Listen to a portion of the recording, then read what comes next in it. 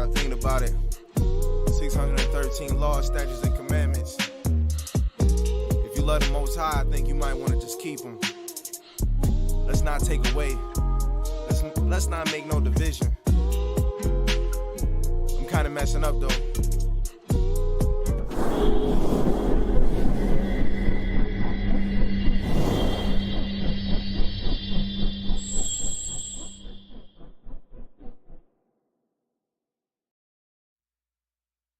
Right. I say shalom, shalom, shalom, shalom, mashpacha, shalom, sisters, brothers, sisters, all Israel.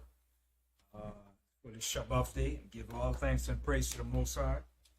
And as we can see, the events being unfolded, the prophecies of the Most High is being unfolded. All the events are taking place in the earth, as the scriptures has always spoken about. The words of the Most High is true. And the events are being unfolded. And before we go into our class, I just want to elaborate on certain things in the House of David here. House of David Passover is coming up on April 16. Right? April 16 at sundown. That's a Saturday. All right? That's when we keep in the Passover.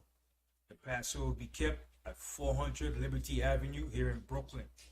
All right? You go to the website, HODC Pasuk.com. All right, sign on there and you can pay for your Passover there. It's going to give you the direction. It's going to give you all the information you need. HODC Pasuk.com. All right. All right. I'll spell this. HODC Pasuk PASACH.com. HOD Pasuk is one word. HODCPasuk.com. All right. So April 16, the Passover is coming up. All right. So spring, we came into spring. Spring started when the vernal equinox came in, when both day and night became equal. So that was somewhere between March 21st, around that era. As you can see now, it's springtime. The trees are budding. You hear the birds out there, the rain. That spring rain came in. So spring came in, all right? So we're in the springtime now, all right? And from there, you start your count. And your count start from the springtime, from the spring vernal equinox, all right? You count those days from the beginning of spring, the month Abib, which means to spring forth, which is new life, all right? That's the same thing when we came out of Egypt, was in the springtime. It was also in the springtime when the Most High made the covenant with Abraham, when he spoke to Abraham. And he told Abraham, know for a surety that thy seed shall be a stranger in the land, and they shall evil afflict them 400 years. When the Most High made that covenant with Abraham, was in the springtime, to the same day when we came out of Egypt in the springtime of the Exodus. Right? So this is the season that we're in now. We're in the season of the springtime, the Passover. And the Passover is a serious time, right? The Passover is not a time for us just to be lollygagging and partying. It wasn't a day for a party. It was a serious time of judgment that the Most High brought upon the Egyptians for the evil that they have done to us, right? And this second Exodus is going to be a very dreadful, man. It's going to be something that we have never seen and experienced in our life. Right. You think Egypt was something else? This is going to surpass what happened in ancient Egypt when the Most High is finished with this place. Because the Most High said, the same day that Lot left out of Sodom, the Most High said, it rained down fire and brimstone upon Sodom and Gomorrah. It's going to be the same thing. Okay? When we're about to make our exodus out of here, the Most High is going to rain down fire and destruction upon this place. Okay? This place is going to be burned up. The Most High said the righteous scarcely shall be saved. All right? So simultaneously, as this place is being destroyed, we're going to be delivered out of this place. That's why the Most High said the righteous scarcely shall be saved. And we live in that time, brothers and sisters. And it behooves us now to repent and seek the kingdom of Yahawashi, because that's the time we're living in. That's right. We're approaching Yahawashi's kingdom, where this evil, wicked kingdom is going to be destroyed. Right? So we got to take off the old man, that wicked nature. We have to repent of our sins and our evil to the Most High, because this is the time that Most High is going to put us through that test. That's right. And the Most High is going to judge each and every one of us, me, myself, all right, especially me, because the Most High is going to hold me more accountable than anybody else. But every man is going to be judged by the Most High in that day, all right? So we have to walk circumspectly, all right? And we have to repent and seek the kingdom of the Most High, like the scripture said, right? So like I said, the Passover is coming up, April 16, all right? That's when we at the House of David is keeping the Passover, and all the other brothers that are affiliated with us. Matathu were over in Ghana, all right? And all the other brothers in Utah, with all the different brothers affiliated with us, are keeping the Passover on April 16, right? Some people might say, why are we keeping April 16? Because the springtime did not come in last month. Okay? The month of Abib begins the month of spring forth, when you see your trees and everything start to bud. But especially when the barley season comes in Jerusalem. That's the springtime. When you see that barley season comes in, that's the springtime. When you see that new moon comes in Jerusalem for the spring, that's the spring. That's when you take note of the calendar from the appointed season in Jerusalem. All right? So I just want to share that information and put that out. And I want to elaborate on a lot of things, because there's a lot of things taking place in the earth. Okay? A lot of undetected things being used, smoking mirrors. All right? A lot of covert operation and things being done in the disguise of the war in Ukraine. Okay? See, like Biden just passed an executive law where he's going to change the digital currency. He's bringing a new digital currency. Wow. Okay? He passed that executive law in the guise of all the war and everything that's taking place in Ukraine. So they're about to bring in their new world order. This is Esau's fervent plan to bring in his new world order. But the Most High is going to bust his bubble. That's right. Okay? And his plan for the new world order is not to include us. It's to get rid of us. That's the initial plan. That's right. And he's working hard to bring in that new world order. Okay? So that executive order been passed with a digital currency, which is the Bitcoin. See, a lot of times when people make statement, and certain people in elected official make statement, you have to listen carefully to what they're saying. Remember when the elected mayor, this new mayor, what's his name? Eric Adams. When he got elected as mayor, but we know how he got elected. He was put there, he was selected by the ruling elites. When he got in office and he won the election, he said, when he gets in and he becomes mayor, he wants his first 2 paychecks to be paid in what form of currency? Bitcoin.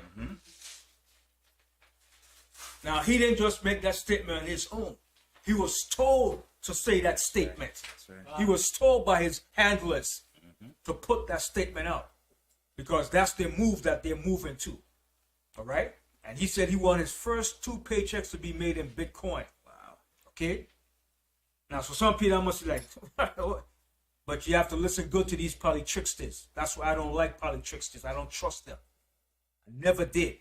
But I watched them carefully. Okay? And he's part of the setup too. That's right. Okay? Yeah. He's not no innocent, or when he's black, give him a chance. No, it doesn't work like that. Those are the ones you have to watch. Right. Your black politicians. They will sell you out in a heartbeat, because their mission is to do the bidding of their master. That's right. They don't care about you. That's right. Only thing they care about is their reputation, how much money they can make, and their fame and their position in this world. Okay? They are sellouts. That's right. They're working for the devil. That's right. Okay? And when he made that statement, because his handler is this guy named let me get his name. His name is Brockner. And he's he's involved with a lot of Bitcoin. And he was one of the main ones that endorsed him to become mayor of New York. Let me pull up his name. want you to check it out. I don't want you to just take what I'm saying off of face value.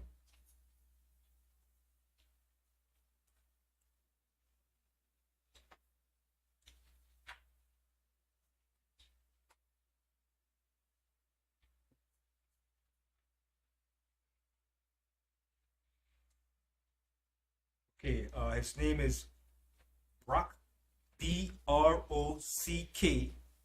Pierce, P-I-E-R-C-E.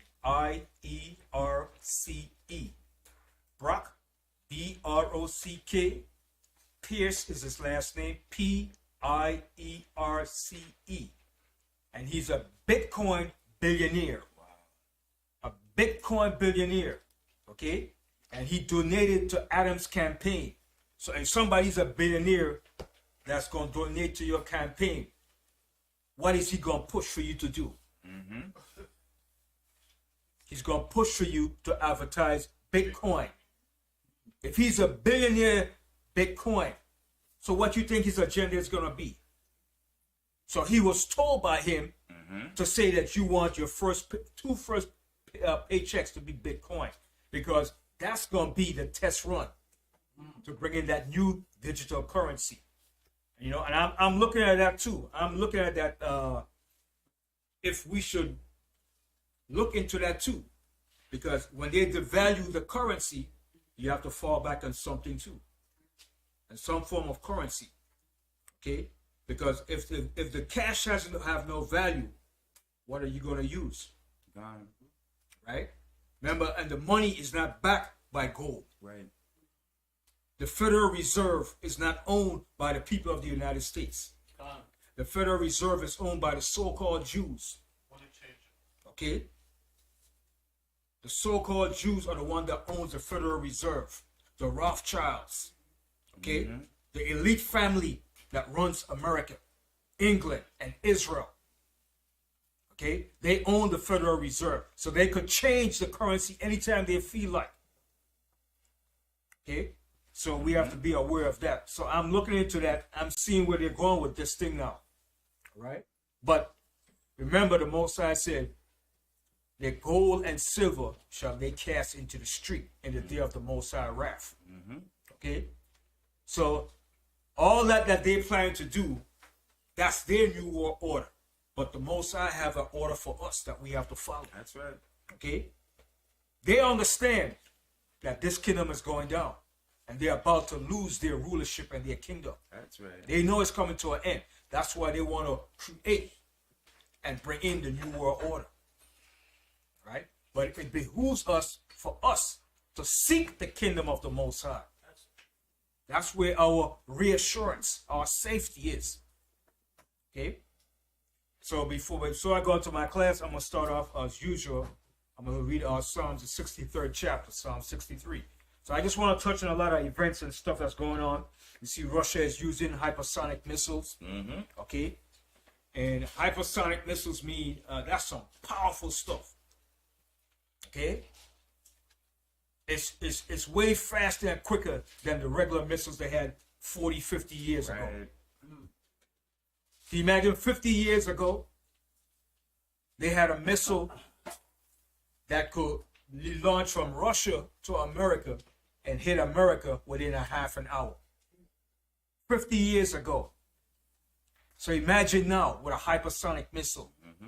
If it could have been done within a half an hour, how much time do you think you could do it now with a hypersonic missile?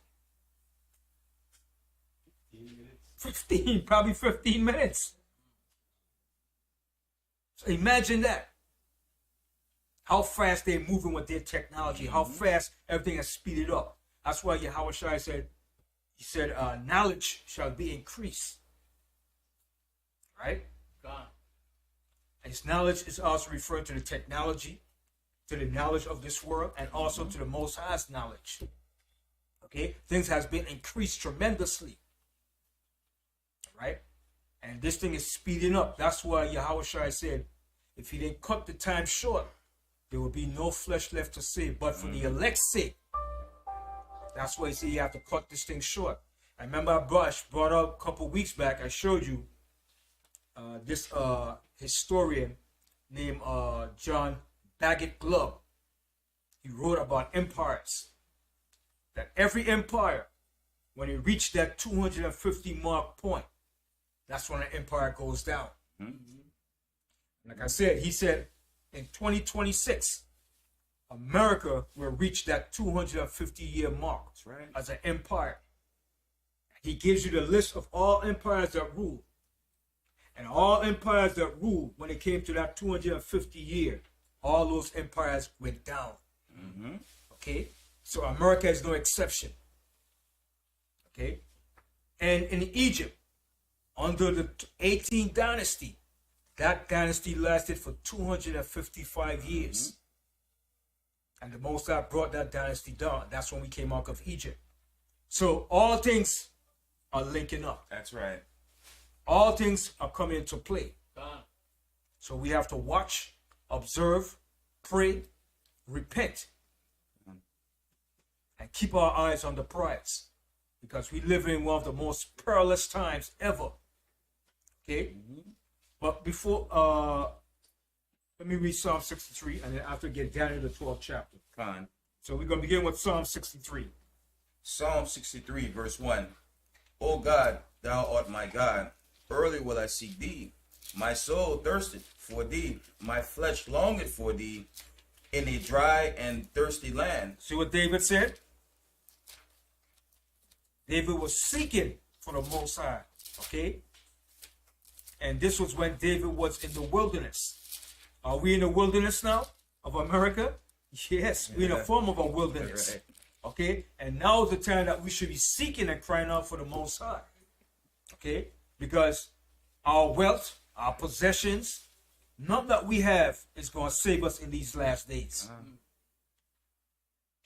Read that verse again from the top. From the top, Psalm 63, verse 1. O God, thou art my God. Early will I seek thee. My soul thirsteth for thee. My flesh longeth for thee in a dry and thirsty land where no water is. Right. So David was seeking for the Most High. Okay? And David always seek for the Most High. But at this particular time, when he was on the run, he was seeking more for the Most High. And especially now in these last days, where we don't know the uncertainty of things that's going to happen. Food shortage, okay? Because that famine is going to come. The Bible speaks about in Revelation, the 6th chapter. It's going to be a famine. Okay? That pale horse, that red horse, that white horse, that black horse. Those 4 horses. Okay? And you know that black horse represents death and famine. And that famine is coming soon. Okay? Go ahead. Verse 2. To see thy power and thy glory, so as I have seen thee in the sanctuary, because thy loving kindness is better than life. See what David said? Because thy loving kindness is better than life. Go ahead. My lips shall praise thee. Thus will I bless thee while I live. I will lift up my hands in thy name. My soul shall be satisfied, as with marrow and fatness, and my mouth shall praise thee with joyful lips. Verse 6. When I remember thee upon my bed and meditate Slakia, on thee in the night watch. See what David said? When I remember thee upon my bed and meditate on thee in the night watches. Okay? David was meditating upon the Most High all the time, man. The night time. Okay? Even when he went to sleep, he was meditating upon the Most High. All right? Continue. Because thou hast been my help. See, the Most High is going to be our help. Go ahead. Therefore, in the shadow of thy wings will I rejoice. My soul followed hard after thee. Thy right hand upholdeth me. But those that seek my soul to destroy it shall go into the lower parts of the earth. Verse 10. They shall fall by the sword, and there shall be a portion for foxes. But the king shall rejoice in God. Everyone that sweareth by him shall glory. But the mouth of them that speak lies shall be stopped. But the mouth of those that speak lies shall be stopped. Okay, and the lives of these rulers of this earth is going to be stopped. The elite rulers, their mouth going to be stopped. But it's their job to do that against the Most High and against the Most High people. Right? So we have to be vigilant and sober. Okay? Because like I said, the times that we're living in now, go to Daniel the 12th chapter, Daniel 12 and 1. We live in one of the most evilest and most perilous times, man. Okay? And we're not going to be delivered by our own might or by our own power. Okay? It's going to take the presence of the angels. The Most High is going to send his angels to deliver us. Okay? Read Daniel 12 and 1. Daniel 12 and 1 from the top. And at the time shall Michael stand up. See, and at that time, Michael shall stand up. Why is Michael going to stand up? It's going to tell you what. Go ahead. The great prince was standing for the children of thy people. And there shall be a time of trouble. See, there's going to be a time of trouble, which is Jacob's trouble. Okay, go ahead. Such as never was since there was a nation, even to that time. And at that time, thy people shall be delivered. See, but at that time, thy people shall be delivered. But we're not just going to be delivered just like that. We're going to be delivered when this place is about ready to be destroyed. God. Understand? And simultaneously, as it's going down to be destroyed, we're going to be delivered just like that. That's right. That's what the scripture said. The righteous scarcely shall be saved. Okay? It's not going to be an easy thing in that day.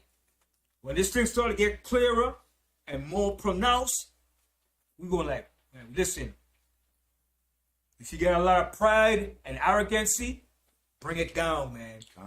All right? Because the Most High said the arrogancy of men is going to be brought low in that day. Most High said the lofty and lofty men is going to be brought down. Hold that too. Finish this and we go to Isaiah the 2nd chapter. Let's finish this. Everyone that shall be found written in the book. See, everyone that shall be found written in the book is going to be delivered. Okay? Now let's go to Isaiah the 2nd chapter. God.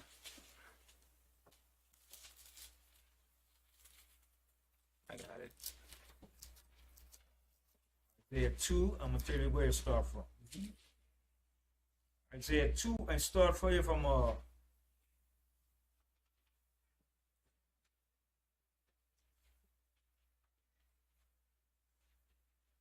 start from the 9th verse. Isaiah 2 and 9. Isaiah 2 and verse 9. And he reads, and the mean man bore it down, and the great man humbled himself. Therefore forgive them not. Enter into the rock and hide thee in the dust, for fear of the Lord and for the glory of his majesty. See what it says? Enter into the rock and hide thee in the dust, for the fear of the Most High and for the glory of his majesty. Who is this referring to?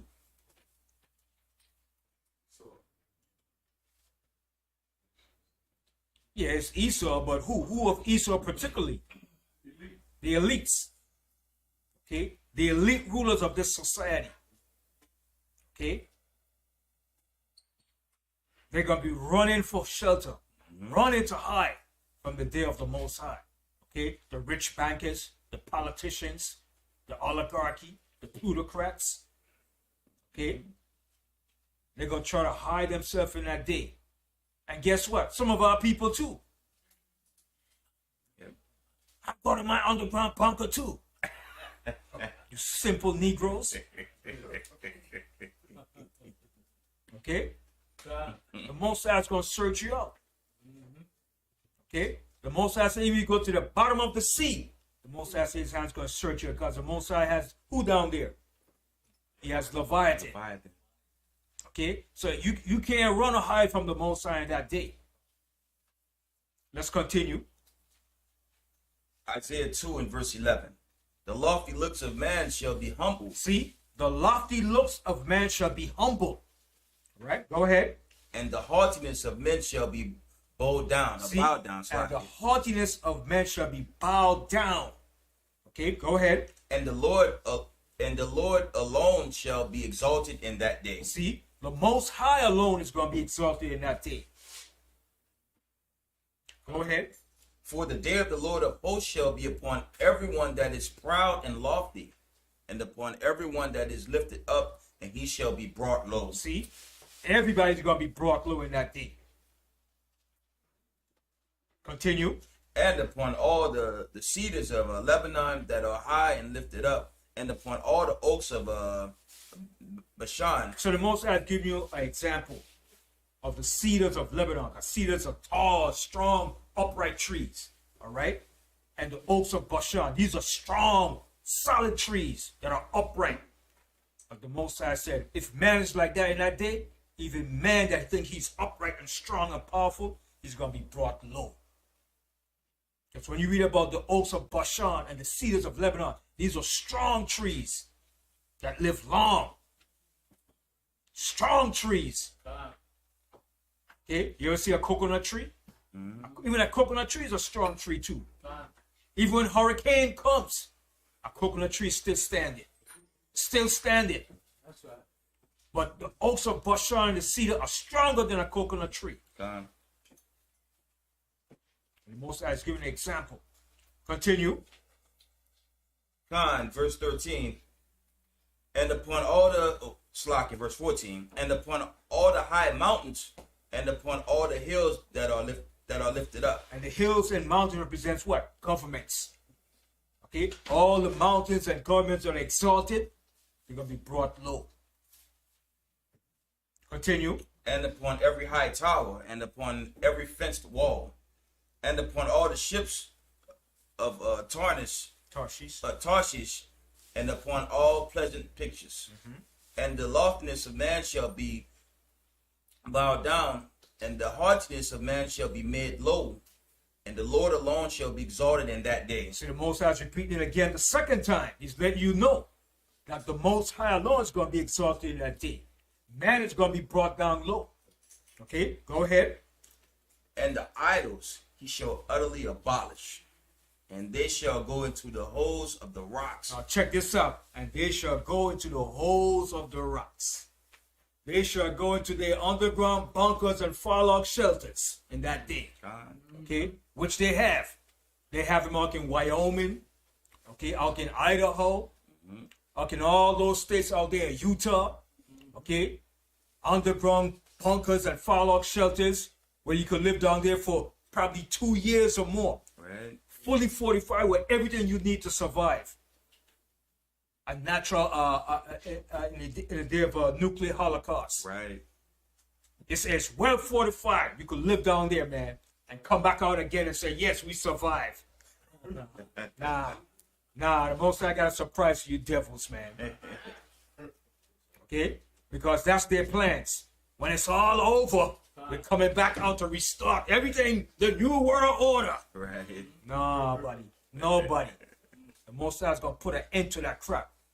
Because the kingdom of the Most High is coming for the children of the Most High. That's right. That's the time we're moving into the kingdom of the Most High for the children of Israel. That's right. Continue. God. And they shall go into the holes of the rocks and into the caves of the earth for the fear of the Lord and for the glory of his majesty when he arrives to shake terribly the earth. See? And for the glory of his majesty, okay? When he ariseth to shake terribly the earth. The Most High is going to shake this earth terribly. Okay?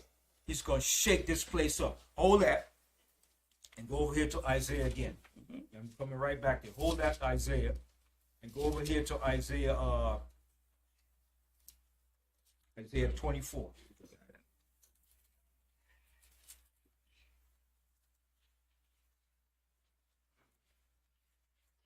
Start from verse 1. No. Isaiah 24 and start from the 17th verse. Got it. Then we're going back to Isaiah, the 2nd chapter. Isaiah 24 and verse 17.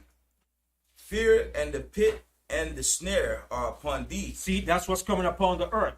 Fear and the pit and the snare are upon thee. That's what's coming upon this earth. Go ahead. O inhabitants of the earth. See, O inhabitant of the earth. Okay? Fear and the pit and the snare. And the snare is set. The snare is set for all the nations. Okay? Go ahead. And it shall come to pass that he who fleeth from the noise of the fear shall fall into the pit, and he that cometh up out of the midst of the pit shall be taken in the snare. Right, so when they think they got away in the pit, oh, we got away from that. Oh, everything is safe. Then the Most High got a snare for you. It's not over yet. Okay, go ahead.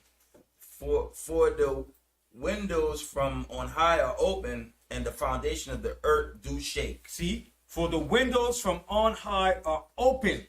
What are the windows that are up on high? It says, for the windows from on high are open. What are those windows?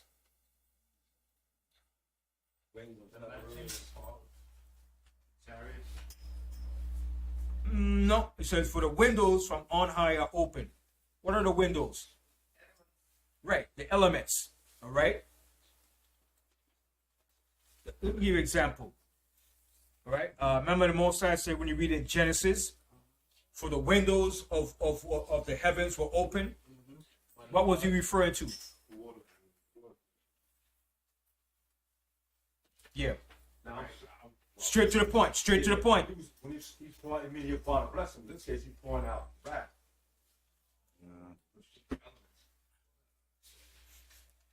The windows represent what? When you look into heaven and you look up, what is there up there that you have to look through? The ozone layer, beyond the clouds. You're looking up into the firmament. So that's the windows, right? The windows of heaven are open. All right? So it's open for what? What is it open? What caused it to be open? What caused the windows of heaven to be open? When I had the flood. True. The water came in. That's true. Now, in these times, right, that we're living in, what caused the windows to be open now? And it's Esau's favorite term that he used today. His favorite word he used all the time.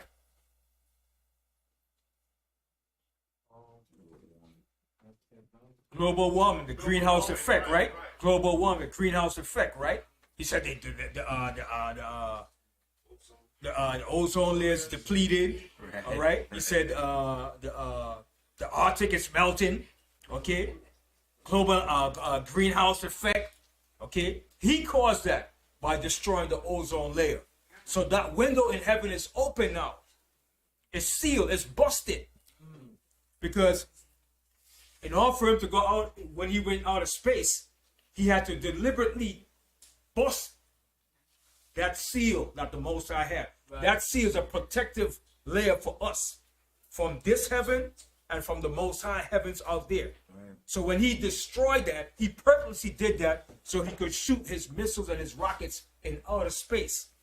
So by him destroying that, now that window is open now. Okay? Because when with NASA, they found out. When NASA, back in the 60s and 70s, when they used to go in outer space, where did they leave from? Where would they leave from? Cape Canaveral, which is in where? In Florida, right? So Cape Canaveral is in Florida, right?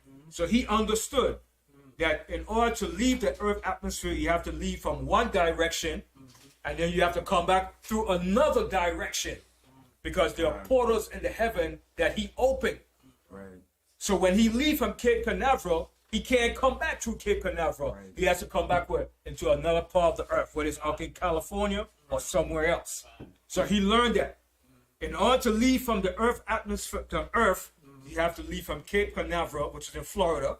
At one point, you shoot your rockets out into that atmosphere, and when you're coming back into the Earth, you have to come back through another direction. Right. Suddenly, they dropped off in the Pacific Ocean. Right. All right. Because he opened that hole, so you have to go through one part and come out through another part. You can't exit or enter in the same direction. And he learned that and understood that. So that's why it says the windows are open now. The windows of heaven are open because he destroyed it. Yes. That's why when he missed a window of opportunity to launch, he can't launch it next It day. can't launch. It have to be like a month after a week. Right. Because he have to wait for certain portals to be open. Right. You understand? He understood that. He knows that. Okay? NASA deals with what? Physics. What does it deal with? Physics. Astronomy. They deal with the whole science. Okay?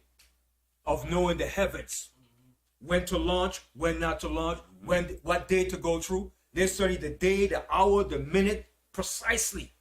Whether it's going to be a rainy day, a good day. They have to know all these precise measurement to know when to launch that rocket or when to come back. You just can't come back any time you feel like. Everything has to be done at precise timing and measurement. Okay? They have learned that science. They went deep into that. Okay? Okay, so let's read that verse again. So I just want to show that. That's why it says the windows are open. Read that part again. Isaiah 24 and verse 18 from the top. And it shall come to pass that he who fleeth from the noise of the fear shall fall in the pit.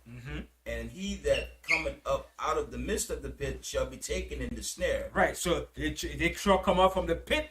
They're going to be taken in the snare that the Most High have for them. Go ahead.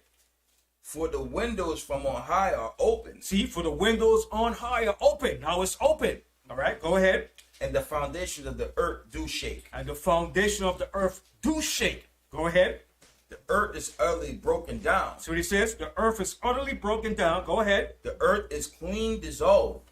The earth is moved exceedingly. The earth is going to move exceedingly in that day. Okay? That's why it said when the Lord cometh to shake terribly the earth. In that day, the earth is going to shake exceedingly. But it's going to tell you how it's going to shake. Let's go ahead. The earth shall reel to and fro like a drunkard. See? Now it's giving an example. How does a drunken man walk? Stagger in here. Right? So the Most High saying that day the earth is going to stagger. It's going to move off its axis. Okay? The earth is going to move. And guess what? Some part of this earth is going to be broken off. Okay? Remember it tells you in Revelation, it said there was a great earthquake and the great city fell. Okay? In that day, it's going to be a great earthquake that's going to shake this earth. Right? And the destruction of this earth too. Those missiles. Right. Going to cause this earth to split. Because when the missiles are being shot, the Most High is going to bring his fire and destruction too. Okay, this is going to be a hell of a day, man. That's why the Most High said the earth is going to be burned up with fire. That's right. Okay, it's going to be, the Most High said the earth is reserved for the day of judgment against what? Fire. The missiles, the Most High's fire, all that is going to be used. Okay? It's going to be a hell of a day, man. It's going to be no way to escape this, but through the powers of the Most High. Right. So anybody talking about, I don't believe there's no God. Where is your God? Where is he? Where is your sky God? In that day, their mouth going to be put to shut. Okay? Let's see if their God's going to save them that day. Okay? That day is coming. It's going to be a horrific day, man. And all the prophets saw this. And they were scared. Habakkuk, Isaiah. When they saw this great destruction that the Most High is going to bring on the earth, man. The prophet Habakkuk said he wished he could rest in that day. It's not going to be a beautiful thing. Yeah, Yahawashi. Yeah. Yeah, those missiles, man. Those they give up so much Heat. that they will leave your shadow. You disappear, but your shadow will be on the ground. Right. That's how hot that's. And then the Most High is going to bring his fire. Okay? The Most High is going to bring his fire and brimstone. That's right. Okay? The Most High is going to bring his fire. Those nuclear weapons are part of the Most High creation too. Because where did they get those ingredients from? The elements. From the elements. They tap into what? The different elements. Remember in school they taught us about the different elements? You had to learn the different element chart. Right. Right, come. Table with the addition. Table, yeah. Right. He tapped into all those things to form what he made the nuclear weapon. He took different parts of different atoms, nucleus, neutrons, and put them together. Right. And created what? A monster. A monster for his own destruction. Hold that. Oh man, someone straight going to my mind right now. Oh, man. Hold this here. Go to Isaiah 54. God. The Most High said he have created the waster to destroy. Isaiah 54. You holding 3 scriptures, right? Yeah. Isaiah 2, Isaiah 24. Go to Isaiah 54. The Most High said have created the waster to destroy. I got it. Right? Isaiah 54 and 17. Got it. No, that's not it. 16. This Right. is Isaiah 54 and 16. Behold, I created the smith that blew at the coals in the fire. See? Now, what was a smith in ancient time? Yeah, blacksmith. You would have metal. Right. A smith was a person that worked in metals. Okay? So he worked in the fire to form a weapon. He'll melt it down. Okay? He'll make swords, javelins, knives. Okay? And he pumping it. Bang, bang, heating that sucker to make a good sword. Right. To make a samurai, a katana sword. And you see a katana sword? That's a well-built sword, man. That's a master sword, man. Okay? To make that, you have to be a special craftsman. You have to be a special smith to make that katana sword, man. Okay? Then you shine, you polish it up. And when you pull that thing up, I think it's a glittering sword, man. Okay? So the Most High said, behold, I have created the smith. Now, in ancient time, there was a smith. In today's modern day, who is a smith? The scientist. Right. That Frankenstein monster. Okay, go ahead. Behold, I created the smith that bloweth the coals in the fire, and bringeth forth an instrument for his work. See, that bringing forth an instrument for his work. All right, go ahead. And I have created the waster to destroy. See, the Most High said, and I have created the waster to destroy. What is that waster? Those missiles. That's right. That's the ultimate waster. Then the Most High have his waster too that he's going to bring. His fire. Okay? That's Esau's carnal way of creating that sword. Okay? That's his carnal way of creating a sword for his own destruction. Remember, every weapon that Esau has made, he has used. God. Okay? So he's going to use those nuclear bombs. That's the talk, but he's going to use it. It's going to be used against him for his destruction. That's right. That's why the Most High allowed him to make it for his destruction. Okay? Now go back to Isaiah 24. God. 24 and 20. Isaiah 24 and 20. God. The earth shall reel to and fro like a drunkard. See, the earth is going to reel to and fro like a drunkard. It's going to move back and forth. Okay? Go ahead. And shall be removed like a like a cottage, and the transgression. See, he said, and it shall be removed like a cottage. Okay, you know what's a cottage? A cottage like a house. A little house. So the earth is going to reel to and fro. It's going to be a dreadful day, man. Yes, LeBron. It's actually like a shack. Yeah. That's what the Most High said it like. Yeah. Like a Shack. Just crumble and move, man. Boy, this is going to be a dreadful day, man. A dreadful day, man. So that's why we have to be humble ourselves, man. Be contrite and repent, man. Because, listen, man, what's coming upon this earth is not going to be beautiful, man. Right? The Most High is going to show his might and his power. That's right. The flood was child's play, man. God. Okay?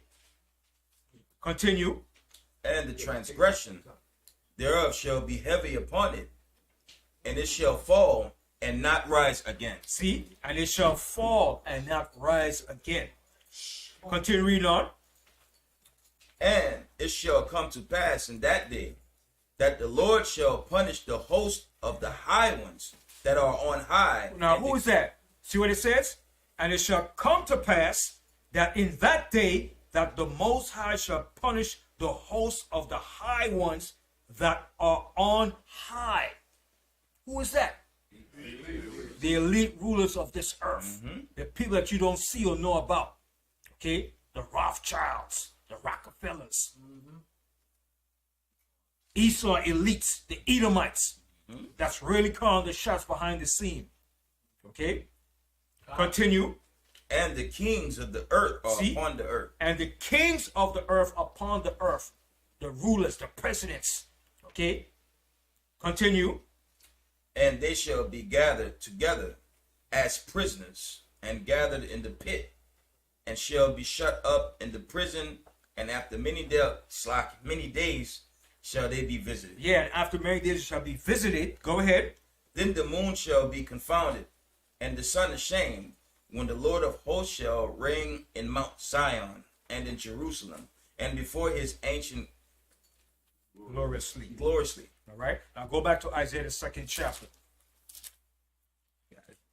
All right. So what's coming upon this earth is going to be a dreadful thing, man. Isaiah the 2nd chapter, and we left off in is it 21? read 19 again. Isaiah 2:19. And they shall go into the holes of the rocks, and into the caves of the earth for the fear of the Lord, and the glory of his majesty, when he arises to shake terribly the earth. See, the Most High is going to shake terribly this earth. Continue. In that day a man shall cast his idols of silver and his idols of gold, which they made each one for himself to worship, to the moles and to the bats, to go into the clefts of the rocks and into the tops of the rag rocks, for fear of the Lord and for the glory of his majesty, when he arises to shake terribly the earth. See, I see Isaiah's repeating it again, because that's what they're going to do. They're going to go into those fallout shelters and those bunkers, underground city, and they're going to try to hide from the Most High and Yahawashi and the angels. Go ahead. Cease ye from man, whose breath is in his nostrils, for wherein is he to be accounted of. All right. And what else? What other scripture speaks about this? When you go to Revelation 6, right? Go to Revelation 6 real quick. I'm going to show you something.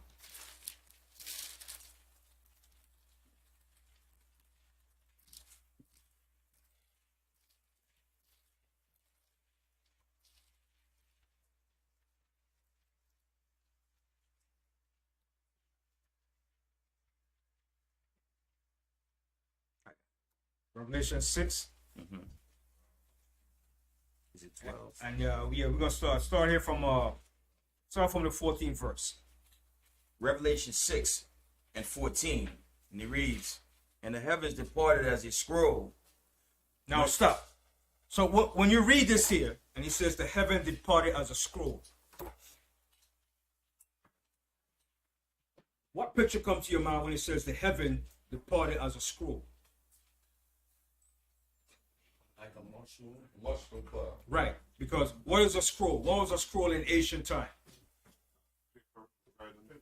Right, it rolls up. It rolls up. All right. So the Most High said, "The heaven shall depart as a scroll." Right. So the Most High is giving an example of what you call a mushroom cloud effect. When a great destruction goes off, everything goes up into the heavens and forms like a big mushroom cloud. All right. So read it again. And the heavens departed as a scroll, when it rolled up, and when it rolled together, and every mountain and island were moved out of their places. And the kings of the earth, and the great men, and the rich men. See what he says? Is then you said the kings of the earth, all right, and the great men, okay, and the rich men. So that's showing you that's not merely per se talking about us as a people, even though you might have some other people trying to do what the damn devil is doing. But this is mainly referring to them and what they're going to do to hide themselves in the day of the Most High's judgment. Go ahead. Read again from the 15th verse. And the kings of the earth, and the great men, and the rich men, and the chief captains, and the mighty men, and every bondman, and every freeman, hid themselves in the dens and in the rocks of the mountains. See? In the dens and in the rocks of of the mountains. So you might say, why is Peter going to the rock of the mountains? Because there are what? Fallout shelters and underground bunkers in those mountains. Okay? A mountain is a great shelter for fortification too. Okay? If you didn't know that. A mountain could withstand a great amount of this great destruction too. But it's not going to withstand the destruction that the Most High is going to bring. Okay? Go ahead. And said to the mountains and rocks, fall on us, and hide us from the face of him that sitteth on the throne, and from the wrath of the Lamb. For the great day of the wrath is come, and who shall be able to stand? Right? And who shall be able to stand in that day? That's the question. Who's going to be able to stand in that day? Okay? So what's coming? It's not going to be beautiful. The Most High is showing us a build-up to what's taking place over in Ukraine. Okay? And it's going to get heated more. Okay? It's going to get heated up. Wait till Russia can't really export, sell their goods, and they push up. They push where they can't exist. When a man can't exist no more, what's going to be his final option? Just like a dog, a rat. If you push a dog up in a corner and that dog gets scared, what's going to happen? His tail goes up. Right? His tail doesn't go between his tail no more. Okay? That tail stands up. A cat. When you corner a cat, what happens? A cat, the tail gets fat. The tail stands up. Yeah. His claws comes out. Right? Okay? They go into a defensive posture. Right? Okay? A raccoon, the same thing too. Right. And that's a dangerous little bastard, that raccoon, man. If he bites you, man, it's over. You better make sure you have that rabies shot, man. Yeah. Okay? That's a vicious little dude, man, that raccoon. Okay? And then he gets bigger too. You ever see a raccoon? That's a big sucker, man. Yeah. I got one on my back shot right now. Trying to get I have one of those rat things, the big rat things. Yeah. I think I might have to get one of those small bed traps. It's not bad. Yeah, man. And if a raccoon is cornered, man, you're going to see the viciousness of it come out, man. A raccoon would rather flee from you. But if he's cornered, he gonna stand his ground and fight. Okay? So that's the same thing with Putin. If he gets to a point where he can't exist no more, or he can't export or sell his goods, and he feels that he's threatened, and his kingdom is coming to an end, it's on, baby. It's on. That's natural for anybody. Right? It's on, and that's what they're trying to do. You understand? But in my opinion, this is my opinion, Putin made a major calculation, and he miscalculated something. Now, if you're the second world power in the earth with all the technology and the military hardware, before you went into Ukraine, shouldn't you have used your drones and your satellite to pinpoint all the military base and installation and bomb the hell out of it, just like America did when it went into Iraq? When America went into Iraq, the first thing they bombed was all the military base points and communication. How he just went into Ukraine just like that, and he said he suffered a lot of casualties and loss too. Don't think he just went in the war like that. He's suffering like great losses too. Okay? Because remember, Ukraine are Russians too. Russia used to give them weapons too, and they get weapons from America and NATO too. So they're going to fight. So they've been using their artillery weapons and knocking off his tanks and everything that he has now. So now he's resorting now to the bad boy style. Okay, I'm going to hit you back now. So he went to his super hypersonic missiles. Why did he go to hypersonic missiles? Because he's being pushed to the test now. He should have really went in there and just took over Ukraine already. Right. He should have got Zelensky and hang him up already. Okay, he shouldn't be coming on news reporting, talking trash. He should have took Kyiv long time ago, bombed the hell out of all the military bases, took it over, and got the Russian flag up in there already. But why is he giving such a hard time? Because he miscalculated something. He miscalculated that they will give them a resistance. Any people will give you a resistance once it's in their land. Never forget that. That's right. If you come to invade a next man's land, he will put up a resistance against you. And that resistance is going to last until they can't fight no more. Better believe that. Okay? Or you think America lost in Afghanistan? They didn't win in Afghanistan because the Taliban put up a resistance. And that resistance is called what? Guerrilla warfare. Right. The same thing in Vietnam. Guerrilla warfare. When you put up a resistance, it's your land, you're going to fight, you have nothing to lose. So now he either has two choices. He either get the hell out of Ukraine or just take all of Ukraine, just bomb the hell out of it. Right. Bomb every military base, every communication satellite, and find Zelensky. That's the only way. Because if he stays there, he's going to have to fight a what? A guerrilla warfare. You're going to have to fight a guerrilla warfare. Nobody's going to just give up just like that. Right. So that's a calculation. You understand? But something is going to give. And I think the whole idea is what the United States is trying to do is bog him down in what they call another Afghanistan war that they fought with the people in Afghanistan. Because Russia didn't win the war in Afghanistan. They didn't win that war. They've been there for what, 10 years? But they didn't win that war. Now, the people in Ukraine have some high-tech weapons too. They got high-tech weapons too that they're getting from NATO, the United States, from Turkey. They're using drones from Turkey that's pinpoint all of their tanks and just destroying their tanks, Russian tanks too, man. As quietly as it's kept too, a lot of his commanders were killed too. Putin's top generals were killed too. That didn't happen when America went into Iraq. America went into Iraq and they took out Saddam Hussein, his first front line. Took them out, man, in a matter of not even weeks. Okay? They went in straight to his communication, his military bases, his top command headquarters, and he took those things out, man. That's what you do if you're going to take over a nation. God.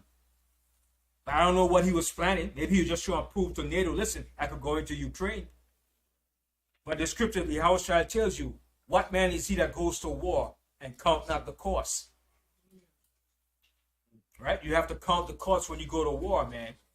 You can't put your mouth out there, man. You put your mouth out there, you're going to look like a fool. You have to count the cost, man. Are you going to win this war? How are you going to win this war? How are you going to do it? Now, he's going to every extent now. Right? He's using hypersonic missiles. That's what he should have used in the first stage of the war. And take out all their major military bases and headquarters. Get your drones and satellite and pinpoint where all his men are hiding out. Because if the drones have heat-seeking detectors, right? You could find if men in the bushes using heat-seeking missiles. America uses drones.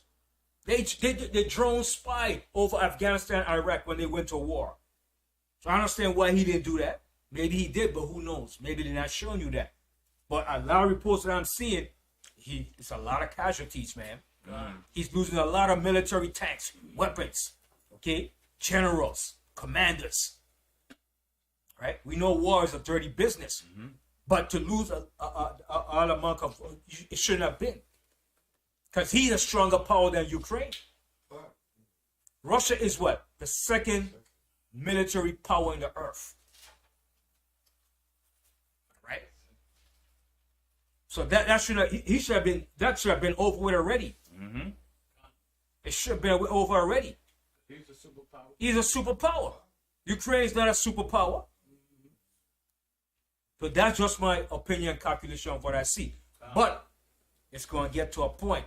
He's going to have to use those weapons. Okay? You're going to have to use those nuclear weapons. Because either you get out or you stay and fight. Because you're already in their backyard. And once you're in a man's backyard, you may as well put up and fight or get the hell out. You know, we need to think about the weather. Remember when Hitler went in there and they froze? His troops froze. It's froze. The weather's going to happen. It's going to be that long when the weather's going to happen. well, spring is coming in soon. You know what I mean? Spring is coming in soon. So spring changes a lot of things. You know? So the ground is starting to get softer now. You understand? When it was winter, the tanks got going on more solid ground. But now that spring is coming in, it's going to start to butt up. It's going to get soft, more rain. You understand? Yeah, it's going to sink more into the mud. And remember, his tanks are already in Ukraine already. So now he can't retreat now. You may as well go all the way in now. Now he's going to need supply to fuel those tanks and those things. So where's he going to get the fuel from? Unless you're going to take it from the people in Ukraine, you have to seize that. You have to seize control of those Ukrainian pipelines. You understand? You have to do it. You have to go all the way in like a true gangster. You can't play no game. You have to seize control of the fuel tanks, to fuel those tanks, to fuel those trucks, and to fuel everything. But in doing that, like I said, he's going to be met against great resistance. So he's going to be bogged down now. So when he gets to a point where he's bogged down, he's going to be forced to use those nuclear weapons. And it's coming to that point. Right? Missiles going to start to fly very soon. Right? So that's my assessment. Missiles going to start to fly very soon. It's coming. It's going to build up to that. It's a build up. All right? So I was I just want to share that point. Let me go back to that's just politics, but it's geopolitics. But guess what? The Bible deals with geopolitics too. The Bible is showing you what the current events of all things too. Right? Because the Most High is showing you the events, historical events. Because geopolitics means what? The physical, political things that's taking place in the earth. Right? For the resources, the control, power, rulership. That's what it's about on the left-hand side. All nations are fighting for power in the earth. Ultimate power and control. Russia is fighting for it. The United States, China. Now it came out that China now is going to build a military base in the Pacific, in the Solomon Islands. That's going to give China more power now. Because that's all China needs. They need a military base in the Pacific. Because China doesn't have a base in the Pacific. But if they have a military base in the Pacific, that's going to strengthen their power. And America is worried now. Australia is worried. India is worried. Because China is branching out, man. China is moving. China is stretching his hands all over. Right? China is making inroads to every country in the face of the earth. In Africa. They're right up there with the Africans, man, making big deals with them too, man. They got control of all of the major mines, okay, the gold, the cobalt. They have a lot of in contact with the resources in Africa. China's in Malaysia, Singapore, all those countries, China's in there. And they're making an alliance with these nations, man. Right? So all nations is jockeying for power in the earth. But that's the ultimate power that the Most High is going to give us. But in righteousness. Right? So all nations understood the value of power and rulership in the earth. You got to have resources and wealth in the earth to rule this earth. If you don't have no resources and wealth in the earth, you're useless. If you have a great economy, it takes what? It takes oil. It takes oil to fuel this whole system to keep it going. If all the oil shut off from this society, everything will stop and crush. Electricity, everything. So that's what it takes. It takes resources from other nations to keep your country going strong. But our people don't understand that. The only thing our people know is God love. Just love. That's the only thing we understand. And how to be foolish. Look at stupid shows. All right? But we don't understand the mindset of the Most High. What he's doing in the earth. All right? And it's very important that we understand and see what is taking place in the earth. Understand? Because the United States wants to maintain a superpower forever. That's their main objective. They don't want to lose their rulership. Why? Why does Esau not want to lose his rulership? What does it go back to in the beginning? True. But what does it go back to? It goes back to something in the beginning. Because this whole thing boils down to what? Two main actors. Two main actors. Two brothers. Yahawashi. Yeah, he was given that he would rule the earth. To rule the earth. Right. With the sword. With the sword. So it goes back to two main actors in the earth. This whole thing boils down to two main actors. Esau and Jacob. That's right. That's what it's all about. Okay? That's what it's always been about. Esau and Jacob. Okay? And when Esau got his turn to rule this earth, he said, damn it, I'm not going to lose it. You Negroes stole it? Not again. And he understands that. That's why he's using his hatred against us. God. That's why he positioned himself in the land of Israel and said he's a Jewish people. And he calls the shot. Okay? This so-called Jew, he calls the shot, believe it or not. He dictates to America and every nation what to do. And America is a muscle for them. Okay? Check this out. Check this out. Whenever you say anything against a so-called Jew, what happens to you? Get shut down. Whoopi Goldberg. Example, Whoopi Goldberg. What happened to her? She got suspended and shut down. She had to go and kiss butt. Yeah. Okay? Why? Because they're the one that's calling the shot. You can say anything against America, but you don't get shut down. But you say anything against a so-called Jew, and you, Nick Cannon, what happened to him? Because they're calling the shots. Yes. Yeah, he had to apologize and pay money. And pay money. And they're going to get back at you because they're the Edomites.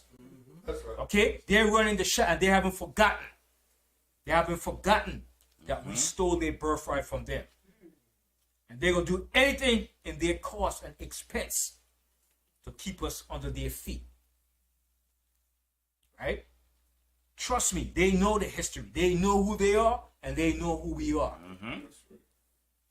Yes, Yahawashi. Yeah, and they have to count down because they took part of their kingdom. Right. This is their kingdom. Their kingdom, it didn't just stop there. Their kingdom expanded worldwide, globally. Because that's what the Most High is going to do to us too. We're going to be a global kingdom eventually. But our headquarters is going to be where? Jerusalem. Yes, Rabbi. Yeah, and they really have no choice in what they're doing, though. They have no choice because they know if they slip, it's over. It's over. It's over. You understand? But they calculated everything too. They got everything calculated, man. Okay? But they miscalculated one thing. The power of the Most High. The power of the Most High. Yeah, yes, Zachariah. One thing, they say things to me too when they see my hat. I like that. I like that name, Israel. So I like. That's all. Yeah, they like a lot of things too, and they don't like a lot of things. But they calling the shots, man. These little dirty rats controls everything, man. Okay? The music business, the media, okay? The currency, the Federal Reserve. They're in control of everything that goes on this earth. Okay? And that's why whenever you say anything against them, you either fired, blackball, or you can forget it. You have to go and kiss their behind now. Okay, I'm sorry. I didn't mean it that way. It was the wrong choice of words. No, it wasn't. It was the right choice of words, but you have to go and apologize now in order to maintain and survive. Back some years back, maybe about 10, 15 years back, remember Charlie Ward? That used to play with the Knicks? You remember the statement he made? Who remember that? Charlie Ward used to play with the Knicks. He made a statement. He said, yeah, the Jews are rebellious people. That's why God did him that. When he made that statement, they said, what you said, boy? Come here. And they said, listen, you got to apologize so you can't play no basketball. And he went back and, I didn't mean it that way. The words wasn't meant that way. He had to apologize. Why do we always have to apologize when it's the truth? Okay? Because they're calling the shots and they're monitoring everything that goes down. Okay? They're the Edomites. That's why the Most High said they have appointed my land They have taken back Jerusalem, okay? And they're using Jerusalem as their headquarters and America as the bully dog to do their dirty work. Okay? They have a lobbyist called, in Washington called, it's a lobbyist made up of so-called Jews. I forgot the name of it. It's a lobby in Washington. And they make sure and monitor everything that goes down in Congress. Wow. Okay? These dirty bastards, man, control and run everything. Okay? But the Most High got a surprise for them. Okay? I just want to touch on that. And let's go back. Yes. Reset. Yes. This Genesis 27 and verse 39. Right. And Isaac his father answered and said unto him, Behold, thy dwelling shall be the fatness of the earth and the dew of heaven from above. Right. The fatness means the riches, the wealth, the control of the earth. And he eventually got the fatness of the earth. Okay? All the resources, the mineral wealth, the gold, the silver, the diamond. All right? Every mineral resource that you need, the oil, he's in control of that. Don't think for 1 minute that Arab control the oil. Okay? It was the British that put them in power to control the oil. They're a bunch of little tomboys too. And Saudi Arabians too. Okay? Go ahead. And by the sword shall thou live. And by the sword shall he live. Notice, America is even dictating to Russia and China what they should do. America is telling China, hey, don't support Putin now. If you support Putin, we put sanctions on you. How are you going to tell China that? All right? Go ahead. And shall serve thy brother, and it shall come to pass when thou shalt have dominion. See, when he shall get the dominion, okay? And he has gotten the dominion. Go ahead. That thou shalt break his yoke from off thy neck. Right, so he took off the yoke that was in his neck when we had him under our control. So when he broke that yoke and that shackle off, he said, oh boy, this is it now. Wait till I get back in power. You Negroes gonna feel my wrath. Okay, go ahead. And Esau hated Jacob because of the blessing where his father blessed him. And he hates us. Okay, and that hatred is still there. Okay, and it's not going nowhere. That hatred is gonna be there until the Most High destroy him. That's why the Most High told Saul to destroy them. But Saul messed up. Okay, they haven't forgotten nothing. Everything that they do against us is biblical. Okay? It goes back to this. Everything goes right back here. There's more to it? Go ahead. And Esau said in his heart, the days of mourning for my father are at hand. Then will I slay my brother Jacob. Right. And he couldn't wait for that day. So it all boils down to these two main characters. Yes, all the nations are actors in this big theater for the Most High. Right. That Esau always says that too. This is it's a theater, the theater of nations. Okay? But the two main actors, don't forget it, it's Esau and Jacob. These are the two main actors. Yes, And right. the other nations are just supporting cash. Yes, supporting cast. They're playing a role too. You understand? Whoever is in power, that's who they're going to follow. Okay? Esau is in power, so the nation is going to follow his policies. Because Esau makes a policy in the earth. China is not making no policy in the earth. Right. Saudi Arabia is not making no policy. The East Indians is not making no policy. The only one that's making the policies in the earth is Esau. When it's his European brothers, the so-called Jews. Okay? When they have all these summits, G7, NATO meetings, it's all Esau conducting and running it. That's right. When they put sanctions on nations, it's Esau doing it. When he put embargoes, it's him. When he said, oh, global warming, we have to resort from using fossil fuel. Ain't no damn fossil fuel. That's a lie. Okay? Ain't no dinosaur died and gave you the oil in the earth. That's a lie. Okay? How had a dinosaur died and giving you all this oil for over 100 of years? See the lie he told people? Fossil fuel. It's no damn fossil fuel. The Most High put the oil in the earth. And he's digging into the oil because he understands that science. Only thing you come on fossil fuel. Ain't no dinosaur died millions of years and giving you what? Over 100 years of oil? Almost 150 years each have been using oil. And you tell me a dinosaur is still there? Come on, man. Think about that. Fossil fuel. Fossils only come from what? From dead creatures. That's right. The Most High put the oil in the earth. To do what? To lubricate the earth. The tectonic plate. So that when it moves, it won't cause that friction. Right. But he understood the science of physics, geophysics. That's what's in the earth. Hold that for a minute. Let's go to the book of Job. Let me show you something. I'm talking a lot. Let me stop talking. Let me show you the scripture. Bring it out, man.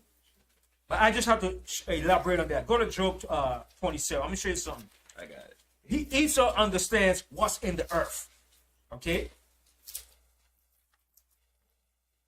Job 27, right?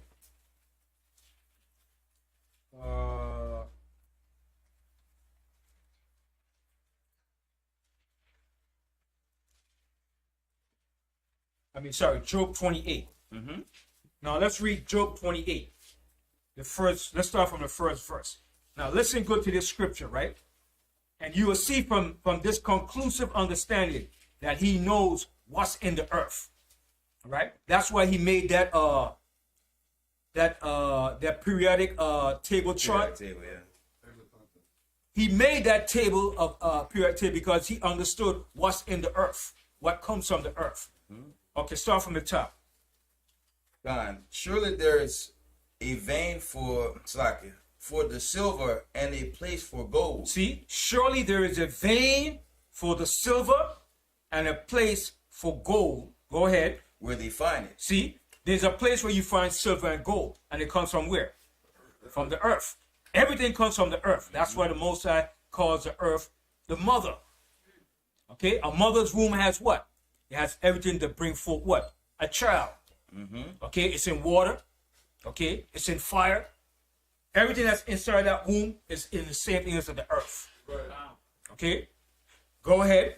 Iron is taken out of the earth. See, iron is taken out of the earth. Did Esau know this? Yes. Did other nations know this? Did the Africans know this? Yes, they did too. All nations of the past knew this.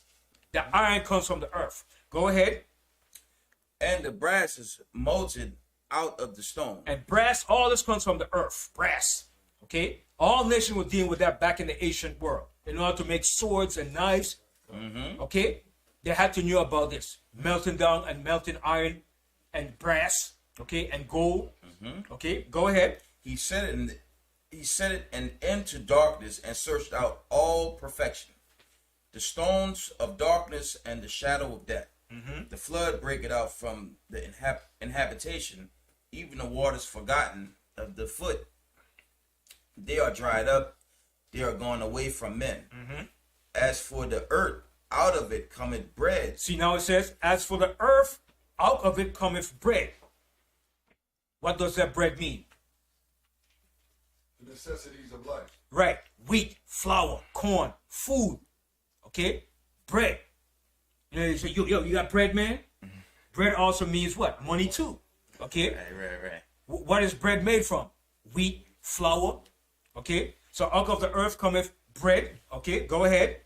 And under it is turned up as it were fire. So what is that fire that's in the earth? Volcanoes. And what else? Lagma. And something else that's in the earth. Lava. The nucleus. There's a nucleus in the earth. All right. Ever seen that movie? This was when I was young. It was called when they went to the earth and they tried to go to the earth and they couldn't get it because it was too hot. To the core. Right. There's a core. Right. There's a nucleus of a core in the earth. They know that. All right. That's why when the Most High said he made the earth in the beginning, he did what? He separated the earth from the waters and he put what? A nucleus in the midst of it. And he melted it down. So it's science, but the Most High science. Okay? And he knows this. He understands this. He tapped into the Most High's creation. But he will give the Most High credit. He will say his science. Right. See, that's the devil he is. It's not yours, it's the Most High science. You stole from the Most High. Okay? Read that verse again. Is that 28? 28. Read the fifth verse again. Done. As for the earth, out of it cometh bread, and under it is turned up as it were fire. The stones of it are the place of sapphire, and it had dust of gold. Right, in the earth is gold. Abundance of gold, man. Okay? And which place has the largest reserve of gold in the earth? Africa.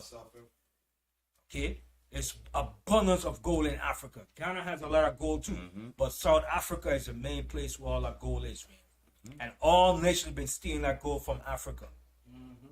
Now the United States is the largest reserve of gold, the United States.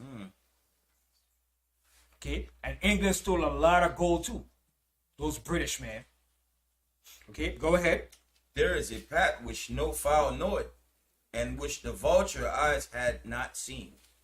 The lion's whelp. No, that's it. So just from viewing this scripture, Esau knows that everything is in the earth. Okay? And by constant studying and growing and learning, he found out there was also oil in the earth. Okay? And that was found by mistake. Okay? Because in Pennsylvania, there was drilling for water. Drilling. So he was digging deep, digging. Now all of a sudden, when he dig, some black stuff came up. And he was like, whoa! And he found it was oil. So he said, wait a minute, if there's oil in the earth, then what else in the earth? Then he went all over. Then he started using his technology and mapping the earth. Then his technology showing that, wait a minute, the countries have the largest reserve of oil. Right? So that's when the British went in the 1920s. Actually, it started from the late 1800s, 1898, into Arabia, Iran, Iraq, and started getting, and Kuwait, and getting oil from those countries. Then the British set up those Arab leaders. But it was the British that discovered the oil under, it was also the Rockefellers. Who was the Rockefellers? The Rothschilds. BP, which means British Petroleum, the British. Okay? They're the major hands in that too, along with the Rockefellers that discovered the oil. So when they discovered that oil, that's when they moved from that point and said, wait a minute. And they started doing more and more research. It's called topography of the earth. We study the earth, that's what's in the earth.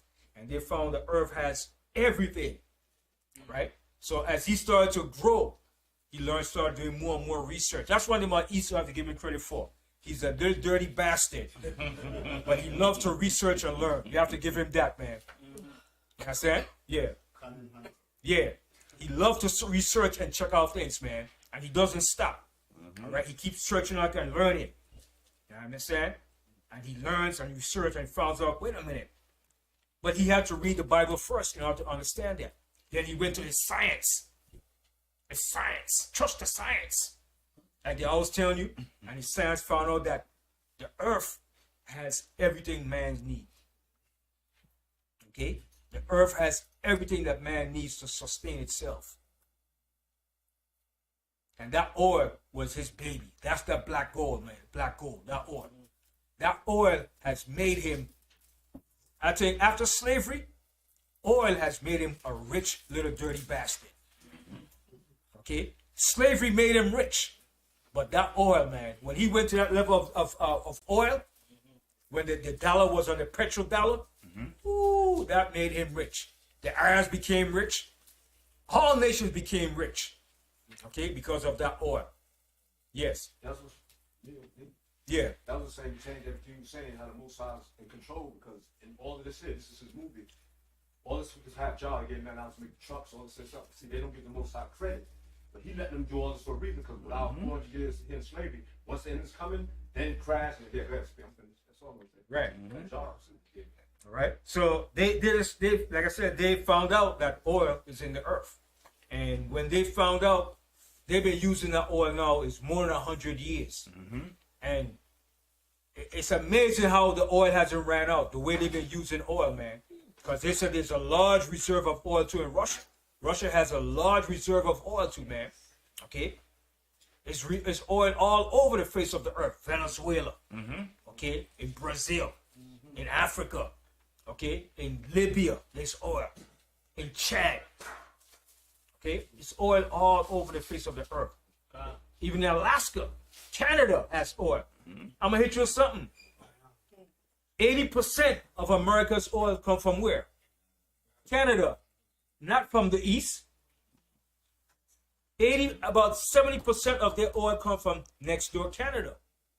So why do they have to raise the price of oil? It's all because of greed.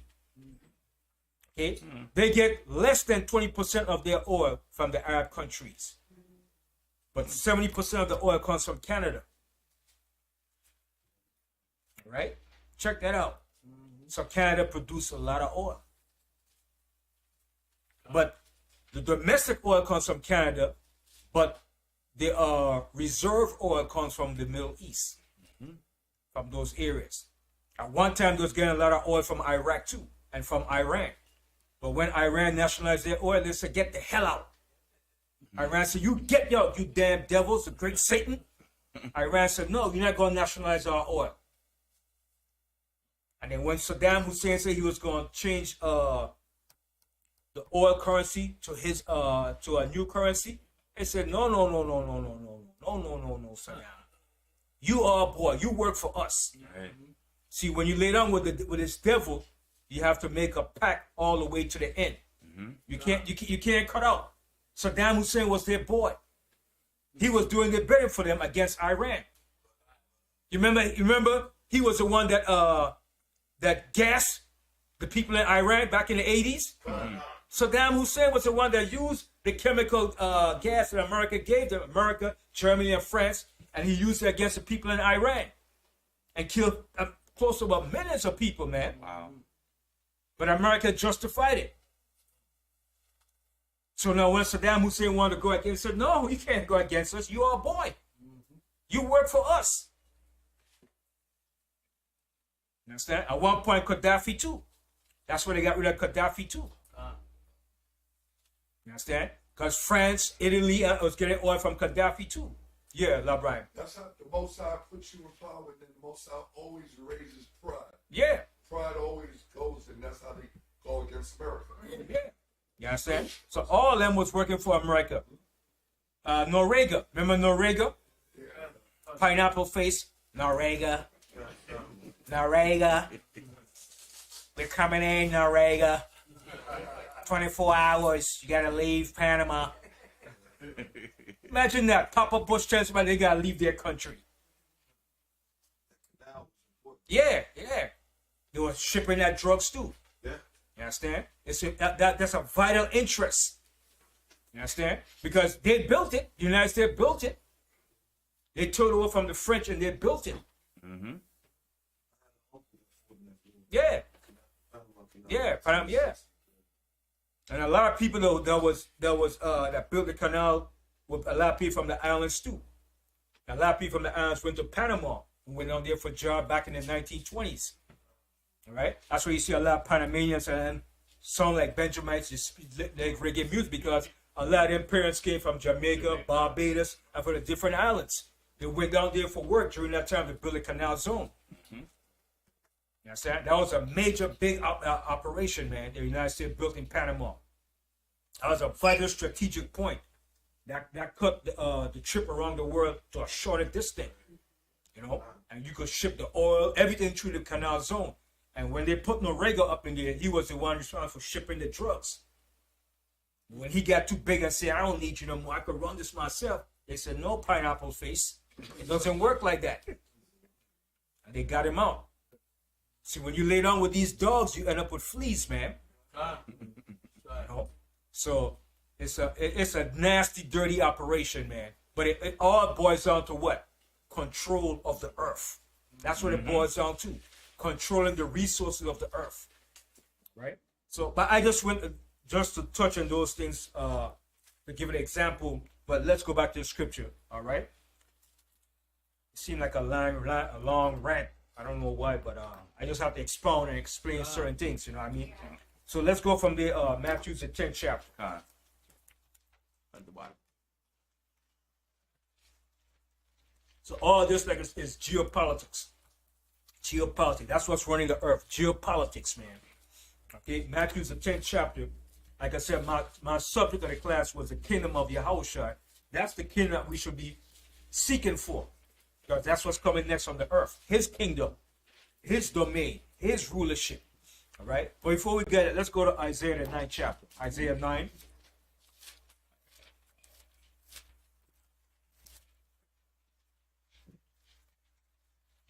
I got it.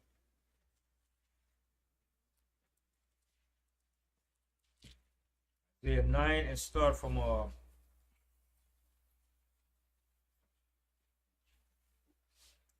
you know what? I should have read this here. Read the 5th verse. I should have brought this up when I read Isaiah 54 and 17. Isaiah 9 and 5. Isaiah 9 and 5 reads, "For every battle of the warrior is with confused noise." So it says, for every battle of the warrior is with confused noise. Wars are fought in ancient world, and even today is with confused noise. That a noise. Right? Go ahead. And garments rolled in blood. And garments rolled in blood, close-up combat, stabbing, guts on the floor, brains all over the floor, everything, blood gushing up. Go ahead. But this shall be with burning and fuel of fire. But this battle that's going to take place in the earth is going to be with what? With Burning. Burning and fuel of fire. Nuclear fire. All right? Go ahead. For unto us a child is born, unto us a son is given, and the government shall be upon his shoulders. So this government is going to be upon the shoulder of Yahawashi HaMashiach. God. This is his government. This is going to be his kingdom that's going to rule this earth next. A righteous government. That's right. All right? Go ahead. And his name shall be called Wonderful, Counselor, the Mighty God. Right. When it says the Everlasting mighty Father. power, when it says the mighty power here, not saying he's God, but he's going to be in that exemplification of the Most High. He's going to represent the Most High in the direct representation of the Most High. Right? That's what it means, a mighty power. When it says a mighty God here, it's not saying he's going to be God, the Most High, but he's going to exemplify everything of the Most High that you want to see in the Most High. It's going to be in him when he rules this government. Go ahead. The everlasting Father, the Prince of Peace, of the increase of his government and peace, there shall be no end upon the throne of David and upon his king, to order it and to establish it with judgment. See, it's going to be established with judgment. Go ahead. And with justice. And with justice. Go ahead. From henceforth, even forever, the zeal of the Lord of hosts will perform this. And the zeal of the Most High of hosts will perform this. It's going to be done. Okay? Nothing is going to prevent this, but this will be done. All right? So now from there, let's go, let's go Matthew 10:5, Matthew 10:5 and 6. I want to read that chapter from the 10th verse on down. But it's a real powerful chapter. Matthew 10:5 and 6. Start from the 5th verse. Yeah. This is Matthew 10 and verse 5. These 12 Yahawashi sent forth and commanded them, saying, Go not into the way of the Gentiles, and into any city of the Samaritans, enter ye not, but go rather to the lost sheep of the house of Israel. And that's who we're commissioned to go to. The lost sheep of the house of Israel. That's who the kingdom is for, and that's who it was always for, and that's who it will be forever and ever. Okay? And that's what we're waiting for. That's the promise that the Most High have for us. That kingdom. That everlasting kingdom. All right? That's the future for us. That's the prize we should be looking forward to. Okay? Go ahead. And as you go, preach, saying, the kingdom of heaven is at hand. See, the kingdom of heaven is at hand. It's coming. All right? Go ahead. Heal the sick. He said, heal the sick. Go ahead. Cleanse the lepers. Raise the dead.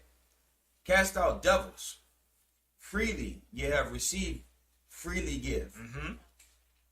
Provide neither gold nor silver, nor brass in your purses, nor scrip for your journey, neither two coats, neither shoes, nor nor yet staves, for the workman is worthy of his meat. So this is when Yahawashi sent out his disciples. He sent them out to do this work, commissioned them to do this work, right? He was giving them that direct order, right? Go ahead. And into whatsoever city or town ye shall enter, inquire who in it is worthy, and there abide till you go thence. And when you come into an house, salute it. Right, and when you come into a house, salute it. So, what kind of salute was that? Is it a salute that Esau gives? What kind of salute it was? It was a blessing for Right. the Most High now. Right, a salute, like the way we salute and bless one another. Right. All right? This crap, I don't know where you get this crap from. That's a nice You understand? Yeah. Yes, sir. The Most High says salute, you salute to bless. When we salute, we, hit you, smooth your chest. You know what I mean? Come from love, from directly. A blessing, man. All right? Because remember, your words that you spoke to a person was powerful. You know what I'm saying? Because remember, when Mary,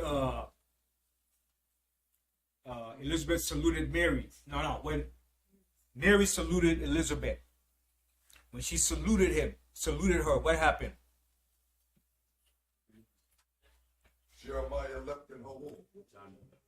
John. I'm sorry. Yeah. John. The baby leaped in her womb. Right.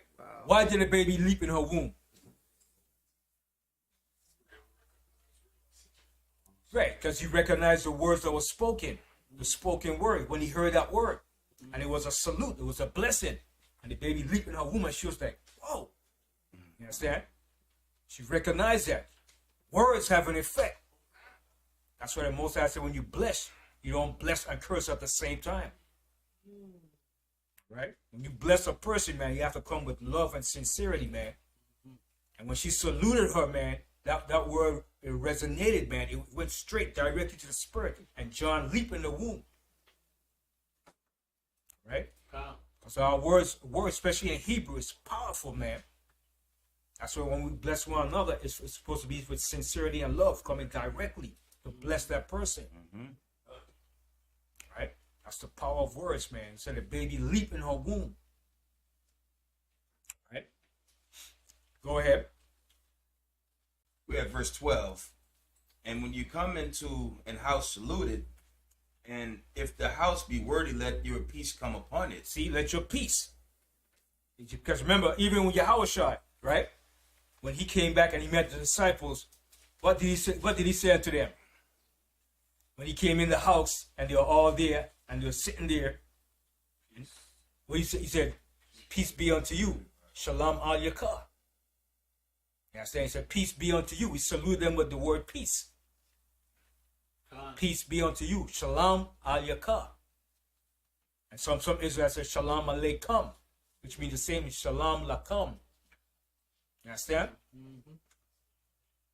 That's a strong word. Peace. Salute. All right? So read that part again. And if the house be worthy, let your peace come upon it.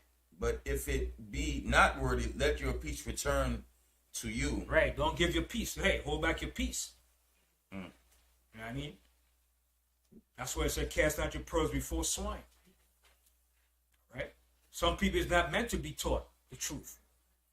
Some people just meant to be left to their own destruction. Because they said after the first and second admonition, reject. To hell with them. Don't waste your time with a person, man. Okay, go ahead. And whosoever shall not receive you, nor hear your words, when you depart out of that house or city, shake off the dust of your feet. Shake it off. Shake off that dust. Whoa. That's it. That's your judgment, man. That's your condemnation. A lot of people's not going to want to hear these words, man. I don't want to hear that stuff, brother. Good to you. That's good, brother. That's your own demise. Go ahead. Verily I say unto you, it shall be more tolerable for the land of Sodom and Gomorrah in the day of judgment. See what it says? It shall be more tolerable. And the Most High destroyed Sodom and Gomorrah. The Most High said fire and brimstone came out from heaven and destroyed Sodom. But Yahawashi says it's going to be more tolerable in the day of Sodom. Wow. Check that out. So showing you in these last days, it's going to be some hell of a hell, boy. It's not going to be fun and games. It's not going to be easy, man. Okay? Read that verse again. Verily I say unto you, it shall be more tolerable for the land of Sodom and Gomorrah in the day of judgment than for that city. See? And Sodom and Gomorrah got destroyed with brimstone like a fire. Let's read that. Let's read that about Sodom. Let's go to Genesis. Let me show you an example of that. Well, I think it was the 13 or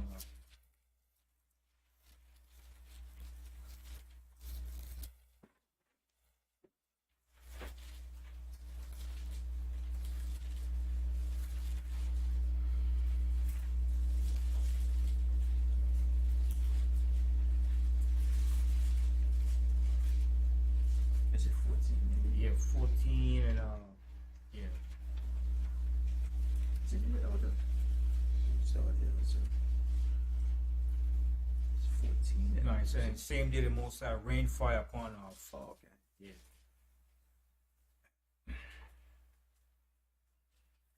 One second. 19. Yeah, 13:19, right? 13 and 19. 19. 19, right? Yeah.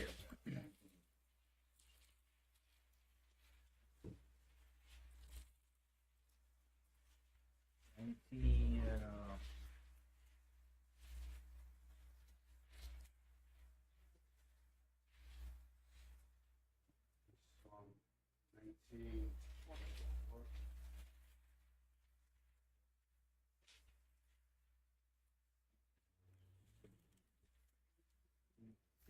There was also one and it says, and the Lord rained fire from heaven. Let me 1 second. 1924. Okay, hold up 1, 2, right?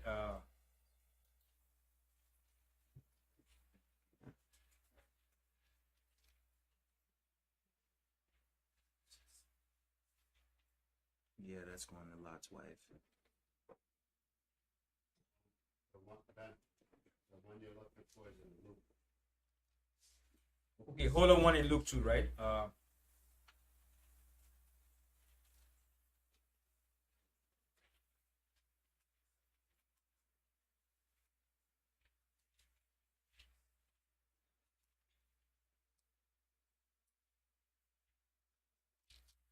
There's also one here in Genesis. Okay, the one in Genesis 19 says what? 19:24 says what? Says, then the Lord rained upon Sodom and upon Gomorrah brimstone and fire from the Lord out of heaven. Right. Okay, read it again. Yeah. Genesis 19 and 24. Then the Lord rained upon Sodom and upon Gomorrah brimstone and fire from the Lord out of heaven. Right. Okay. And the one in Luke, Yahawashi, what it says? Luke. Yahawashi, you're saying you have one over here? 17:29. Okay, read that. But the same day that Lot went out of Sodom, it rained fire and brimstone from heaven and destroyed them all. See that? So now, the same example that the Most Yahawashi has given him of Sodom and Gomorrah and Lot is the same example is going to happen here too. All right? It says the same day that Lot left Uncle Sodom, what happened? The same day that Lot went out of Sodom, fire and brimstone from heaven and destroy them all. Right. So it's simultaneously when we're about to be delivered out of here, the Most High is going to rain down fire and destruction upon this place. But in a matter of fact, the destruction is going to be coming. We're going to be here. The destruction is going to be coming and we're going to be here. And before that destruction hit, the Most High is going to deliver us. Check that out. It's going to be happening all at the same time. Go to Isaiah 31 and 5. I'm going to show you. At the same time while the destruction is coming down, we're going to be delivered out of here. The Most High said, only with your eyes shall you see the destruction of the wicked. So that's why Scripture said, the righteous scarcely shall be saved. Right? So we're going to be saved and delivered by a mighty power, by a mighty host of angels. Right? Read Isaiah 31 and then we're going back to Matthew 31 and 5. Isaiah 31 and 5. As birds flying, so will the Lord of hosts defend Jerusalem. Stop right there. As birds flying. What are the birds that's flying? Chariots. The chariots. As the chariots is flying over us. And as those destruction is coming. As birds flying. Read again. As birds flying, so will the Lord of hosts defend Jerusalem. He shall defend us. Go ahead. Defending also, he will deliver it. See? And defending also, he's going to deliver us at the same time. Simultaneously. Alright? Go ahead. There's more to it. And passing over, he will preserve it. And passing over, he's going to preserve us. The elect. So that's what the scripture said. The righteous scarcely shall be saved. Alright? So that's why it says, as soon as Lot came out of Sodom, the Most High rained down fire upon Sodom and Gomorrah. Then he said, it's going to be more tolerable for the land of Sodom and Gomorrah in the day of judgment than it shall be for this city. It's going to be a lot of exceeding fire coming upon this place, man. That's why the Most High said the elements shall melt with what? Fervent heat. Fervent heat. When you get that? Yeah. I got it. Even the elements is going to be burning up, man. Yeah, La Brian. I want to read this, Mike. It's Exodus 14 and 14. The Most High shall fight for you, and ye shall hold your peace. Peace, right. The Most High is going to fight and defend us too. So we have a lot to be thankful and to give the Most High credit and praise for. Right? Because what's coming upon this earth is not going to be a beautiful thing. Right? Read it, yeah. 2 Peter 3 and verse 10, and it reads, but the day of the Lord will come as a thief in the night, in which the heavens shall pass away with a great noise, and the elements shall melt with fervent heat. See, and the elements shall melt with fervent heat. Go ahead. The earth also, and the works that are therein. The earth, the works therein. What are the works therein? All of man's crazy creation that he have done in the earth. Okay, go ahead. Shall be burned up. Shall be burnt up. Everything is going to be burnt up. Right? Go ahead. There's more to it. Seeing then that all these things shall be dissolved, what manner of persons are you to be in all holy conversations and godliness? See? So what kind of people are we supposed to be? Godly people. Okay? Striving to enter into that kingdom. Okay? All right, so let's go back to Matthew's the 10th chapter.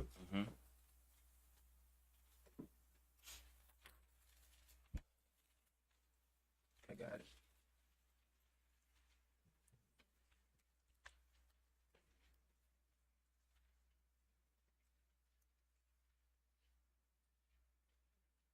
So we left off in the 15th verse. We read that. Okay, the 16th verse. God, behold, I send you forth as sheep in the midst of wolves. Be you therefore wise as serpents and harmless as doves. Now, see this here? Behold, I send you forth as sheep in the midst of wolves. Be ye therefore wise as serpents and harmless as doves. What was Yahawashi telling the disciples and also telling us for these last days. What was the wisdom that he was imparting? When he says, behold, I send you forth as sheep in the midst of wolves. Be ye therefore wise as serpents and harmless as a dove. And what else? Use wisdom and discretion. Use wisdom and discretion. All right? Because he says, behold, I send you forth as sheep in the midst of wolves. All right? Now, you know you can't send a sheep to wolves because the wolves going to eat that sheep. But we still are sheep. So when we go before these wolves now, you have to be what? Wise. You have to be wise. You have to be careful. You have to be circumspect. You have to be observant and watching. You just can't go, oh, yeah, la-di-da-di, God love everybody. No. You have to watch, analyze, right? Right? Then it says, be ye therefore wise as serpents. Why do he say be wise as a serpent? Love Brian. Because a serpent is patient on his prey. He looks and he analyzes before he strikes. Right. So you gotta be wise as a serpent. As you see him there, that I don't like serpents there, but that's a smart creature, man. He ain't stupid, man. All right, he sits there and he, you know, I don't know if he could see, but he could sense and pick up vibration. He could see. His tongue sensitive. Yeah, his tongue picked up the vibration and senses thing. But I don't know what do he see? Yeah, he could see, right? The serpent. He's probably used those heat sensor in the nighttime. Yeah. So he can pick up the things that he can't see at night. Mhm. Use those picks for the nighttime. Right. He can see in the day. Right. But he's smart. He's clever. He's patient, man, and he waits. And he waits for the opportune time to strike. Okay. Now a snake too, a serpent too, will back off from his enemy too. Okay. But if he's back in a corner where he can't run, he's gonna put those fangs out, man. Okay. But I haven't seen a cobra or a black mamba run, man. That black mamba, man, if he bites you, man, say goodbye. And that black mamba is so quick. Even that cobra, that he's quick too, man. Yeah, man. Swift, man. And he stands up. You know. Most I got some serious things out there, man. Serious, man. And when he strike, man, that's a deadly strike, man. Yeah. The difference between the cobra and the black mamba, the cobra can hit you, but the black mamba will keep hitting you. Yeah. He ain't gonna hit and start Yeah. hitting you all the time. Yeah, that black mamba, man. He's quick too, man. Yep. So he said, be wise as a serpent, man. So you got to calculate. Wise. All right. Go ahead. Verse 17. But beware of men, for they will... And then he says here, and then last it says, harmless as doves. What does it mean to be harmless as dove? Harmless as doves. Well, you know a dove is a harmless creature, right? Yeah. Dove in a picture and they're harmless. Yeah. So he's showing you we have to know when to operate, when to use discretion, how to abase and how to abound. Right? How to usurp, how to use direct force, and when not to use force. Right? Yes, like the scripture said, there's a time for everything. A time and season for everything. A time for war, a time for love, a time for peace. So when you go in the midst of these people, you have to know how to use the proper wisdom. Now, do we know he's a devil? So you're going to go in there and say, you goddamn devil, you? Are you going to do that? No, you know he's a devil, but you're going to put that in check and deal with him. Right. You understand? To move to that next level. All right? But we know he's a devil, but you're not going to go in there and call him the devil. Right. You keep the upper hand. Right, you understand? So you use wisdom. All right? Go ahead. Verse 17. But beware of men, For they will deliver you up to the councils, and they will scourge you in the synagogues. And that was our people doing that. This was our people. All right, go ahead. And ye shall be brought before governors and kings for my sake, for a testimony against them and the Gentiles. But when they deliver you up, take no thought how or what ye shall speak, for it shall be given you in that same hour what you shall speak. For it is not ye that speak, but the Spirit of your Father which speaketh in you. Go ahead. And the brother shall deliver up the brother to death. And that's going to happen in these last days too, at a higher rate too. All right, go ahead. And the father, the child, and the children shall rise up against their parents, And that's going to happen more frequently in these last days too. All right, go ahead. and cause them to be put to death. And ye shall be hated of all men for my name's sake. But he that endureth to the end shall be saved. Right. So you have to endure all these things. All right. These are some of the things that we have to endure too. All right. Go ahead. But when they persecute you in the city, flee ye into another. For verily I say unto you, ye shall not have gone over the city of Israel till the Son of Man be come. Right. So the disciples didn't go over all the land of Israel. All right. All right. Because it was so much of us that were scattered all over the place, the four corners of the earth. All right. Go ahead. The disciple is not above his master, nor the servant above his Lord. And it is enough for the disciple that he be as his master, and the servant as his Lord. If they have called the master of the house of Beelzebub, how much more shall they call them of his household? Right. So they call Yahawashi Beelzebub. So they call him Beelzebub. How much you going to call you, though, his followers? Okay, go ahead. Fear them not, therefore, for there is nothing covered that shall not be revealed, and hid that shall not be known.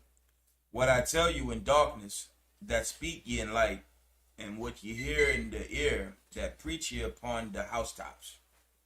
And fear not them which kill the body, but are not able to kill the soul, but rather fear him which is able to destroy both soul and body in hell. Right. So the Most High got the power to destroy you on all levels. All right. And then Buju Banton made this song. He said, murderer, murderer. He said, you could kill I today, but you can't kill I tomorrow. So I mean, you could kill him today, but you still can't kill him no more because there's no more to kill. So I mean, you can't totally destroy him. You understand? But when you listen to that song, it's heavy what he's singing. It's heavy because it's related to what Yahawashi said here. All right? He said, fear not them that could kill the body, but are not able to kill the soul. You could kill a man, but you can't kill his soul. You understand? Only the Most High could kill and destroy your soul. But then in another movie too, which when I saw it, I had to step back and like, damn, who the hell wrote this movie? Remember that movie Shutter? In the end, when he said, what you want? What you want? That woman, give the money. He said, I want your soul. When he said that, I had to like back up like, damn, who the hell wrote that movie, man? Enough you to put something in that movie, like you have to know something about life and death and the truth, man. You know, when you say you want a man's soul, that's some heavy stuff, man. You're dealing some high level stuff when you say you want a man's soul, because no man could take your soul but the Most High. You know? So when I heard that, I had to back up and pause like, wait a minute. Wow. Where the hell he got that from? Who wrote that line, man? You know? So in certain things, like I said, when you hear certain things and see certain things, you have to analyze it. So I just want to share a part that Yahawashi said, only the Most High could take your soul. But when I heard that in the movie, man, it was like, whoa. I had to back up for a while and like, whoa. Who wrote that movie, man? Who wrote that line for him to play that part? You know? And he came and he put the gun in his mouth. He said, I want your soul. serious, man. You know. Yes. I just want to say, speaking fast, so in today's world, when people, they feel and realize, you read the Bible, say, form man from the dust of the ground. Genesis 2:7, he said that he breathed the breath of life, and man's nostril, he breathed his life. I mean, his breath, that was his spirit. So now in this world, you worship him in spirit and truth. John 4:24, then you ain't going to believe the Bible said. That's so much, I can't wait to get that. That's all I want to say. So they ain't going to believe nothing. What I'm going to say is, I'm trying to say is what? Zachariah. Okay, Zachariah. All right. All praises. All praises. All praises. All right. But I'm going to close up the class on this point. And with that, I say shalom. Like I say, to all those that missed, Passover is coming up for us, April 16th. Okay. So that's when the house of David is keeping the Passover. So with that, I say shalom. And from Yasharal.